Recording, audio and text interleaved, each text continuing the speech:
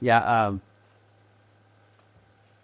Not very often I don't know how to answer that. I don't know that I know how to answer that, to be quite honest. I think that's going to be more hindsight. I mean, I think Cincinnati's gone on to prove that they're a pretty good football team, though, just watching them. I mean, that's all that Sorsby did, I know they're playing an FCS opponent, but, they've thrown the ball for, I think, almost 600 yards in the last 2 games. So, I mean, I think we can play pretty good pass defense, so I think we had a chance to see some of those things. I think the biggest thing is we've had 3 weeks of just preparation for those. The games are really where you go execute and compete. I mean, to me, it's the work week leading up to it that makes your team better. And I think our guys have worked hard the last 3 weeks to prepare, and they just do very mature about, hey, this is what we need to improve on each week. Right now, there's not a guy who doesn't know what we need to improve on, and that'll continue for the rest of the year. So I don't know if the games themselves say much. I mean, at the end of the day, you're not playing Big Ten teams. So I mean, now the Big Ten starts, this is a whole other animal. But I think our guys are worse. They coach Michigan 2 games in a row without their head coach. Just from your perspective, how hard would it be to coach a game, go through a game week without the head coach involved? Yeah, I'm not sure. I hate to say it'd be easy because I'm like, what the heck am I doing? I've never been a part of that, obviously, so I don't know what that would be like. I'm not sure. Obviously we went through it, 2 years ago a little bit, so they may know how to do it. I would say that I have a great coaching staff, and Susan runs staff meeting. Wish would make sure everybody had schedule, and Dana and John would do their job. So that we all are professionals on our staff. How they're handling their members. How do you feel about some veterans like Malcolm and Jabin who were held back? Rhule. I mean, they the thing with Jabin was,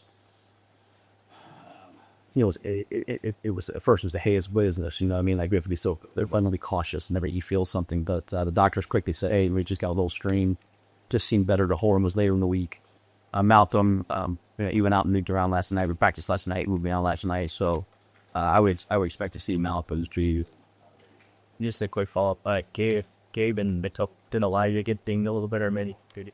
Elijah Pritchett. Oh yeah, Judy took a helmet to the thigh. He was in there this morning in treatment. He practiced last night. I said he's good to go. Gabe was good to go. Gabe was arguably on the sidelines while going back into the game, so he wouldn't play. So it just, it's been a long road back from him from the ACL he had like 4 years ago, and then some of the hamstring stuff is related to that. So he played well. He was worth keeping him out of. He gets every unit as. Hey, to go 3 games without it bringing out on offense. What's that mostly a reflection? I think it just goes back to sort of Dana's approach of routine plays. There's times negative of that. You're not drawing up a bunch of stuff and maybe have a ton of huge explosives. But at the same time, the ball's always being advanced. If you go back to when we talked about the Cincinnati game, we said, hey, we wanted to put the ball in play. We wanted 56 runs and completions. It was somewhere in the 60s, right? So I think part of that then is just continuing that mindset. That wasn't like a Cincinnati. That's just our mindset. We want to put the ball in play. We're going to run the ball. We're going to complete the ball. Run the ball, complete the ball. So as a result, because we're so much more, balanced in terms of running pass than we had been previously, when people do pressure us, we're not having as many negative plays because the ball may be coming out, right? And I think a large part of this has also been even TJ. Now, TJ did, he got in the game. Like, we don't change the offense for TJ. Like, we have a play, checked with the play. He saw pressure. He went to the check. So, really pleased with the quarterback play, how well coached they are, and how much they're buying into that. So, but I think it's just a matter of getting the ball in play. A large percentage of that, too, is due to a lot of penalties right now. It's for those first compounders. We had a couple, but you're not the first and 15. You're not in second 12 because you have negative.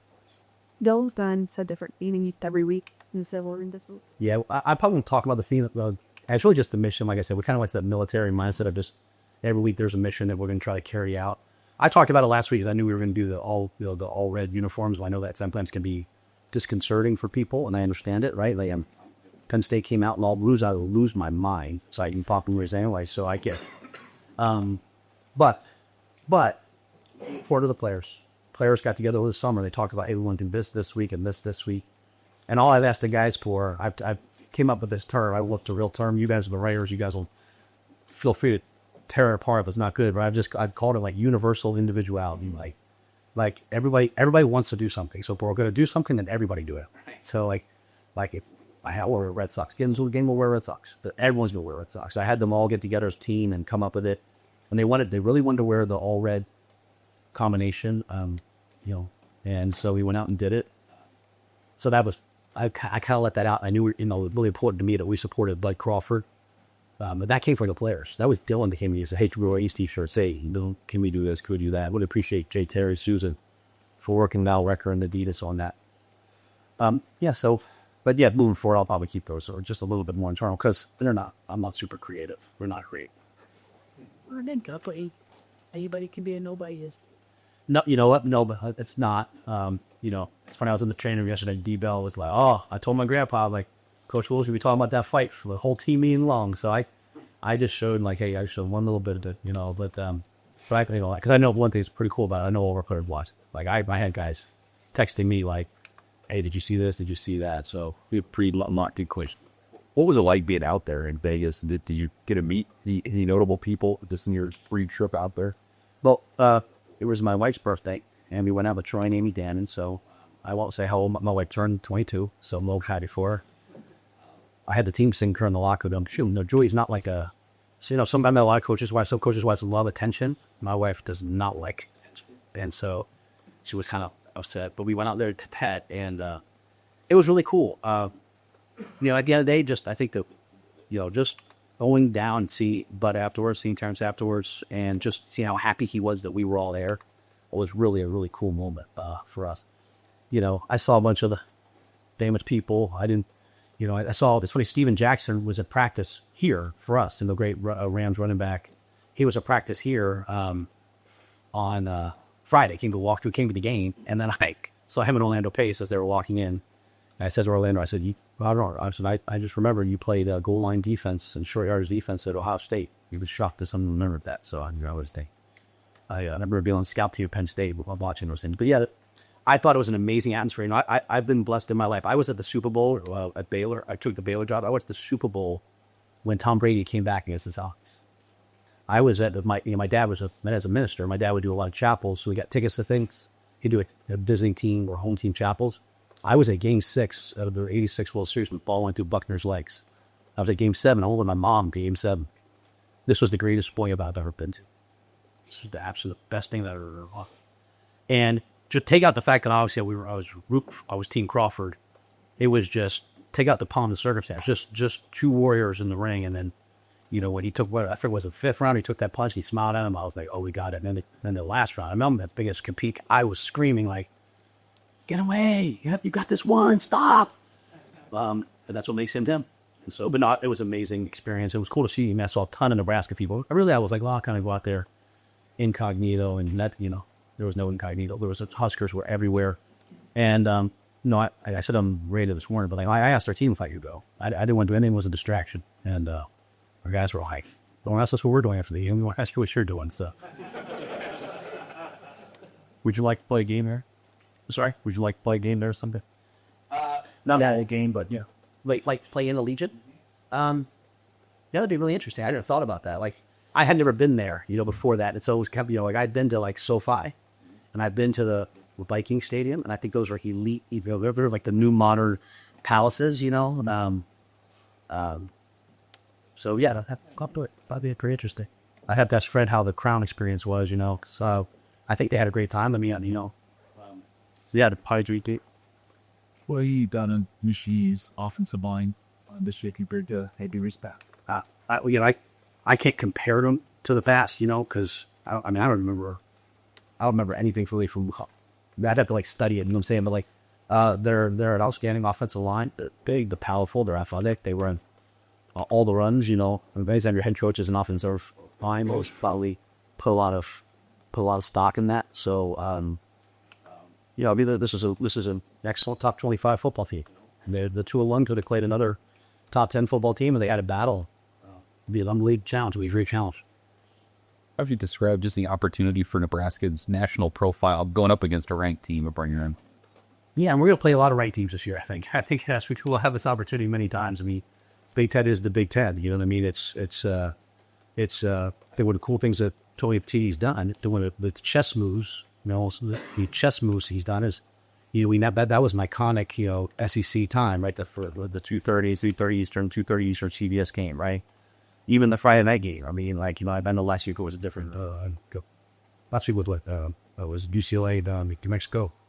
But, like, you have all these national games. And so players all across the country, when you're at the University of Nebraska, we have a chance to recruit the whole country. They all have a chance to see us on national TV, the NBC Saturday night game. All these things are important. And, you know, a lot of teams in our conference, you know, I don't know who has what, but some of them, they don't play at night. Certain times they have old tolerances. We don't have any of those. So they can put us whenever they want us. So if you're a good team, you're going to have a chance to play a lot of their national games where everybody don't care, everybody there to watch you. But you'll get a history of Nebraska. You know, you wouldn't think about, you know, the Oklahoma game and everyone in the world watched the game, right? So it's just, well, let's go be on TV and let's try to perform at a high level when we are on TV. Why do you think you guys have had some of the red zone struggles inside the tank? I hate what coaches say execution, but you know, we go back last week. We had a Corey on out route, and we just didn't connect on it. We're back to that same play this week. You know, it's fourth down. We teach to reach the ball across the goal line on fourth down. We had 2 fourth downs. We're don't reach the ball across the goal line. I read only Williams for not having 5 points of ball security as he's a defensive lineman scoring a touchdown. But the thing is, if it's the last play of the half, if it's a 2-point or the game, if it's a 2-point play or it's fourth down, we should reach it because there's nothing to lose. We didn't do either one of those, so I think great teaching moments. But I wouldn't say it's any one thing as much as it is just we just had to, you know, kind of put it all together. Yeah, so I love a separate period for it. We could always do it, but we'll have some emphasis to it this week and try to get better. Based on his performance in 3 games, how do you feel about Dylan's readiness for the Big Ten? And Dylan's more than big. I mean, it's a tough league. You know, I mean, you're to face great teams. It's never just Dylan. You know, I mean, it's, to me, you stop massing games 2 ways, right? If you can strap people up and play man and lock them down, then great. Not everyone can do that. And the best offense coordinators have answers for that. And then it's the ability to get pressure on the quarterback. And that's not sacks. It's, can you get in the paint? Can you get around the quarterback's feet? Can you bop, stress him? You know, and so if we have great protection, and we've had great protection, then quarterback's going to be unbelievably efficient. And so that we are how low we are. He gives me a bunch of nice stuff. Like, we're fizzing past him right now. You know, I mean, I thought it was really, really critical what happened early in the game, which was the play action pass. There's a 25-mile-an-hour wind coming, you know, from the south end zone, and to throw that ball deep downfield today, Emmy win, I thought was really, really important. But yeah, Dylan's working at a high level, but he'll be the first to tell you it's the 5 guys up front. You know, it's the tight ends, it's the backs, it's everybody be when they're supposed to be that allows him, and then allowing him to go out there with 2 plays most of the time. And check plays, everyone has to be unbelievably locked in. So if he just doesn't learn a word or gives a hand signal, they all wait second play. And they've been very locked. Is there any game in particular that you find Wink Martindale that you just expect what he's calling? He said, I play unbelievably hard. He's good. What I just said, how do you stop passing me? Get pressure on the quarterback. And he could do that multiple ways. But part of the pressure is also painting pictures for a quarterback and show him different things. And a lot of quarterbacks can come out and say, oh, it's man. This is my man beater. Oh, it's cover 2. I should throw a golf ball here. It's when the picture changes. Like, that's hard for a lot of guys. They just throw the ball for the man beater, but it's cover 3. Or they throw the ball. And so that's what we'll always work on. Dylan, TJ, and those guys want to see in the picture. You know, you have a pre-snap clue, but it has to be confirmed by a post-snap key. You know, like, oh, I should go here with the ball pre-snap. But then the picture changes, and then I confirm it post-snap on where that cue is, the safe view, the corner. And I think Wink, like John, does a great job of showing you one picture. You know, oh, here he comes and help you. Or they've been Jack and the corner. Oh, they won the cover. They've been 5 impression. They won the cover 2. So we'll do them. They'll have to be prepared. Coaches will have to be prepared for all the different pictures you see and might see. Just facing Butler's defense all the time in practice going to help him with that because of Butler's. Yeah, I mean, he said the Dylan's had 2 years of every Tuesday started off with a zero blitz probably in his face when you get a team compete. I mean, like he's seen everything, right? We're 3 down, we're 4 down, we're bare, that's very similar. So, but at the end of the day, you face a well-coached team. You're going to see things that you haven't seen before. It's really about your ability to get back to the sideline, talk to your coaches, stay in the moment, just say, hey, be prepared for everything, but this is something we haven't prepared for. But yeah, I mean, our defense is difficult because we don't have any man clues, right? Like our cores take one when they play man, like vote us over. We can't tell who it is. And Dylan actually see a lot of these post snap. I think that helped. The Dylan's, and there's a loaded question, right? Is it this Dylan's, you said overall quarterback acumen helped your sort of recipes here that being like this, people are being like this? Just as overall, you always talk about it at the line of scrimmage. Yeah. You compare. No, I think it's a great question. Okay, it's a good question. I think when you have a quarterback that is going to get you out of bad plays and let you call plays, right? Like there's a great clip of Tom Brady talking about it. I remember sending it to all of our quarterbacks. If I'm going to run outside zone into a free safety blitz, it's, open side, outside zone to free safety blitz, it's not going to work. So don't do it. And how many plays in college football can you throw away? You don't want to throw away a lot of plays. So having a quarterback who, whether you say, hey, 19 you want to kill it to 18 support, but if you get to, but now with the headset, so you can have the checks built in, but Dylan knows, hey, I'm running, I'm going to run outside zone to the left, the corner's coming, that free safety's coming, I'm using my cadence, I'm trying to see if they're coming. If they're coming, I'm going to go to this play. Like, he knows all the problems. And so I think it just allows the play caller to call plays knowing he'll get him in the right play. So you're not always worried about worst case scenario. I mean, it was 3rd and 1 last game, and we took a play action shot, and we tried to hit the post, and we ran into the corner, kind of got in the way, we ran into the corner, we hit Mills on the Cortez, hit Tezzy on the sail route for like a 20-yard gain. The fact that he's mature enough to get to the second one is great. There's a play we throw the old dagger concept, and number one, Isaiah was a great route. Their corner sees it, and he drives on it, and it's wide open and flat. And if you go back and watch the all-22, you'll see Dylan, after he throws the ball, it's incomplete. He's pointing to the tailback. He's mad at himself, like, I should have gone there. So, things are going to happen.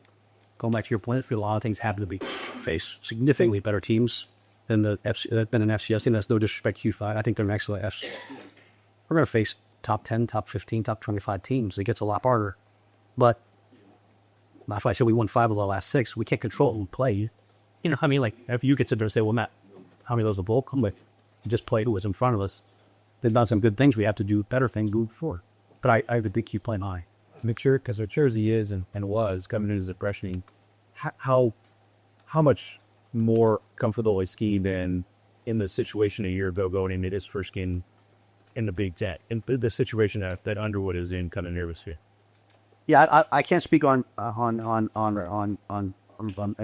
else other than Dylan, but I'll just say, to your point, everything Dylan went through last year was for the first time, right? So here's my first time a Big Ten opener as a freshman year. My first time, we had the amazing atmosphere of the Colorado game, which was an epic atmosphere. So we had that first, but we had all those things. The thing, each person, though, they have an innate internal motivation, competitive drive. And I remember saying in a press conference last year, Dylan Stone after practice, and he was play faking and throwing it, and he was practicing the throw against Illinois when Luke ran down the middle of the field on 3rd down, and we didn't connect it. And he was like, that'll never happen to me again. And those guys were driven by the adverse. A lot of guys, adversity hits, they don't want to think about it. When it's just too painful, they go to find people who will tell them, hey, don't worry about it. The great ones are driven by that kind of stuff. And so, but yeah, I think it's, it was, if all that, this will be game 17 for him. He's thought it's a game 16 for him. Go up, 60.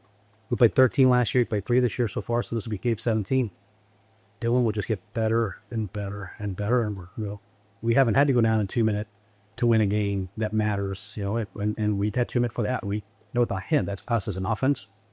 So it's about doing, I bet you he's up there right now. If he's not in class, I bet you up there right now, just chasing edges. He sent me a text, on Saturday after the game. He sent me a text. It was him, his whiteboard at his house or apartment, wherever he lives. And it was Michigan, and he was already started to draw up the stuff. So he'll be there. Hey, how's it been having Phil Snow back? And just back and fold of working with you over the last 9 months and the first 3 weeks? It's amazing. Outside of my own father, I don't know who's had more of an influence on me in coaching. And I can say, obviously, Coach Paterno. I can obviously say Tom Coughlin, those guys. And I don't think anyone's had bigger influence on me than Phil. And so just you can say, well, it's this part of coaching, that part of coaching. For me, it's just walking into his office and just giving a little bit of nod. So I remember Susan was like, he says he has the office next to Susan. I remember her saying to me, "Don't ever move Phil, because he's just knowledge and wisdom with no agenda. You walk by, you always see Claire's. Does he work?" I said something to Deshaun last week. I said, I hope Deshaun do. Deshaun will okay what he's saying. And I said, hey, I want this play from you. I want to know what's my standards here. He said, yeah. He goes, and then Push Snow wants this, and I was like, right, but is it working? Deshaun Singleton's playing some of his best football right now. But he's got Phil who, like, no matter how hard you play, he's going to say you're not playing hard enough. No matter how detailed you are, he's going to say it did. But he backs it up. He lives by it. So having him make no mistake, I think that was something that I needed personally, just having that sounding board. And he will. I mean, I just can't tell you. And he came up, he knows, can't. He's like, you're not tough anymore. You used to be so much tougher. Blah, blah, blah. You're not showing well she pays anymore. You're not. He was right. So you need people like that who will keep you honest. You had a few players after the game on Saturday kind of talk about how you view the first 3 games as like a quote-unquote preseason, maybe just unintentionally. How does that maybe kind of factor into their mindset now starting the Big Ten? Hell, it was the preseason, but I mean, it was we're trying to train them for the NFL. Doesn't mean your standards any lower. It just means that, like, we want to win the Big Ten. Every team wants to win the Big Ten and the Big Ten, and so they only base it based off of your Big Ten games. That doesn't mean we're capable of losing. That's not going to do it. We're still competing, right? It's just, my point was, you're facing an inferior opponent. But, like, talk about Johnny Bullock, right? John made the Tampa Bay Buccaneers. Why? Because of what he did every day at practice. Now, if he had a mindset of like, it's just practice, or from the last preseason game 3, if he was like, that's just a preseason, he wouldn't have made the team. But he made the team because he went out and played on 4 special teams. And so, to me, I want our guys, instead of saying, why am I not getting these opportunities, you have to establish your identity on the team. You have a chance. You have to go make good plays. Just think about how TJ Lateef and what he's done. Like, when he's gotten his opportunity, he's played well. So now when his opportunity, he's going to have an opportunity.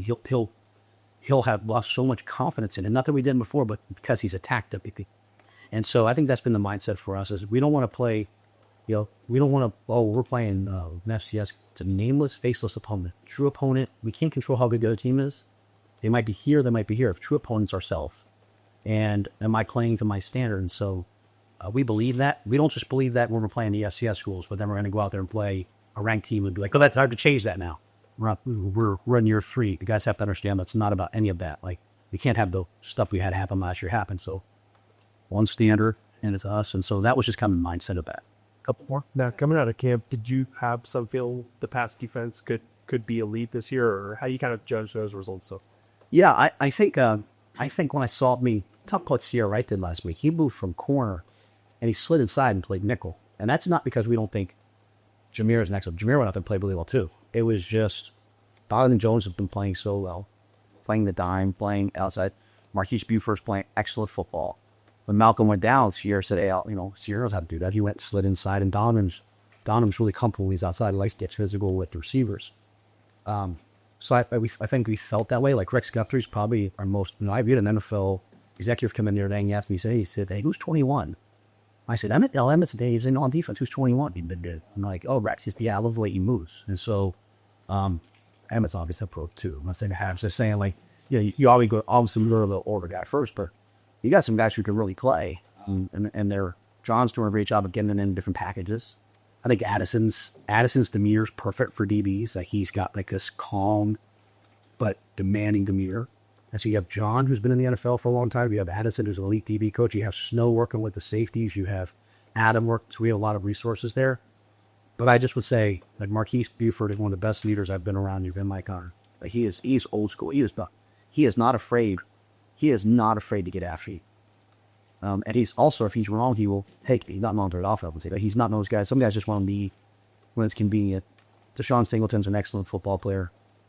I would say like what means a lot to me is the level of buy-in we've gotten from Sierra. The way Sierra is one of the smartest guys I've coached. He's an unbelievable football brain, an unbelievable, just even coaching it personally. Like he's got a true sense of justice and what's right, And so I love him. So he's someone like he's gonna. You have to explain to him why you're doing things, and he'll still do it for you. But I'm saying he's bought into it. I had Sierra coming over to like, hey, I'm a Husker, has been such a pivotal thing because the players respect him so much. He's a captain, he's a single rigid. And then I think Marshall, I think he's you think about what Andrew's done, like coming from Idaho, coming to here. He was really well coached in Idaho. Like that Coach Eck, that guy's a real he's in New Mexico now. That guy's I had DB coach, I believe, was a Husker, so I get those one ties, we came here, so he had a chance to go anywhere he wanted. He came here. Either if he coached here, maybe I'm sorry. What do you get? What? Dan Jets, South Dakota State. Yeah, and then Dan went to be okay. So yes, so thank you for that. But yeah, Marsh is a competitor, and so then you feel Donovan Jones, what he is, a recre. So I think we have really good players. I think they've brought in. I think the coaching's been really good. I couldn't coach defensive backs. I wouldn't let myself coach youth defensive backs. I'm learning anything about it, right? So I know what good coaches look like, but I could get good coaches and buy-in for those guys. Why you say calm but demanding for a DB's coach? Why is that? Because that good decision. Because if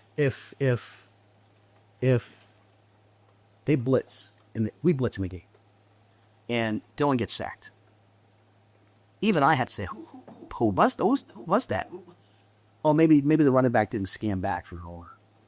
When you're playing DB and you get beat, everybody knows there's no place to hide, right? And so, especially in our defense. So, as a defensive back, there's so much pressure on you. You can run the wrong route at receiver, and no one knows.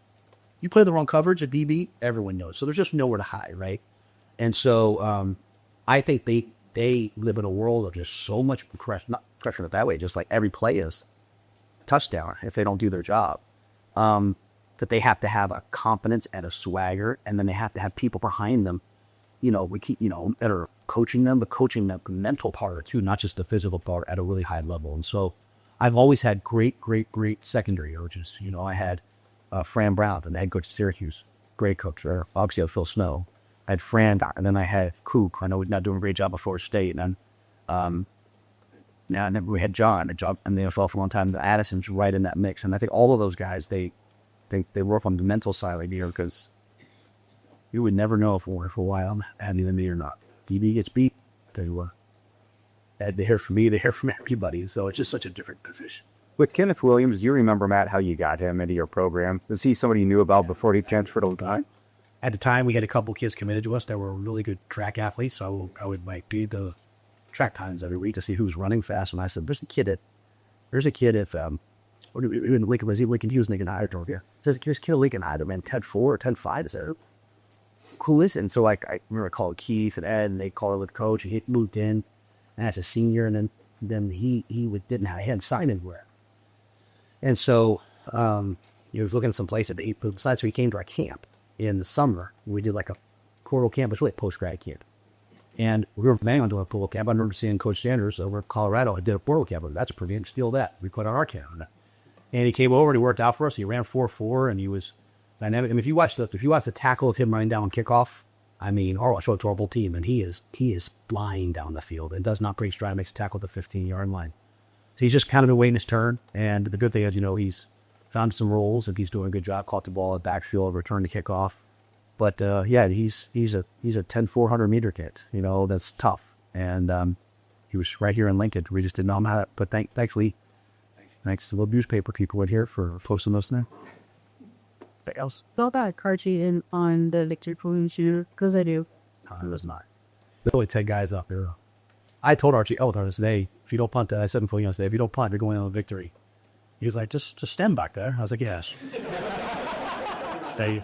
But I do that really actually. Do you watch?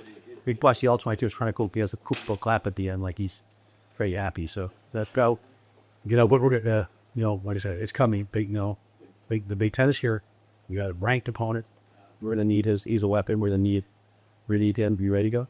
So it's good to go. Thank you.